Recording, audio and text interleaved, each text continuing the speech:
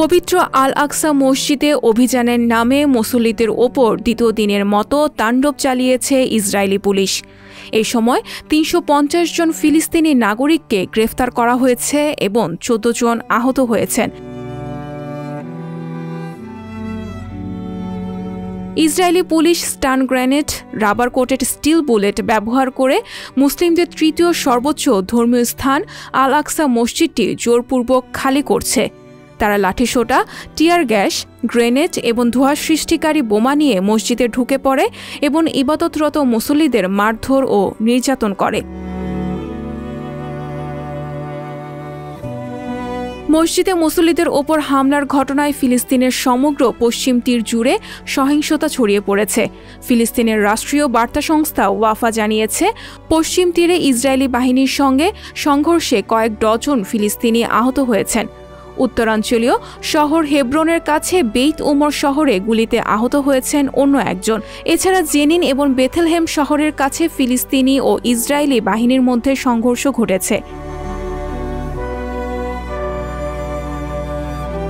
এদিকে আল আকসা মসজিদে অভিযানের নামে নিরীহ মুসলমানদের ওপর তাণ্ডব চালানোর নিন্দা করেছে মালয়েশিয়া। দেশটির আন্তর্জাতিক সম্প্রদায়ের কাছে ইসরায়েলকে জবাবদিহি করার আহ্বান জানিয়েছে।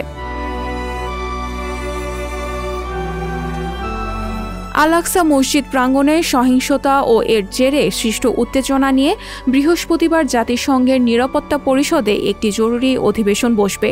সংযুক্ত আরব আমিরাত ও চীনের অনুরোধে রুদ্ধদ্বার বৈঠকটি ডাকা হয়েছে। এছাড়া কানাডার নিউ ডেমোক্রেটিক পার্টিও এই ঘটনার নিন্দা জানিয়েছে।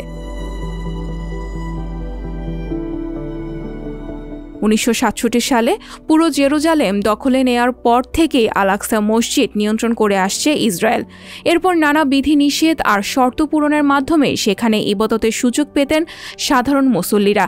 তিনি সম্প্রদায়ের কাছে গুরুত্বপূর্ণ হওয়ার প্রতি বছরই রমজান মাসে আল আকসা ঘিরে উত্তেজনা তৈরি হয়। সঞ্জিদা শম্পা, আন্তর্জাতিক ডেস্ক।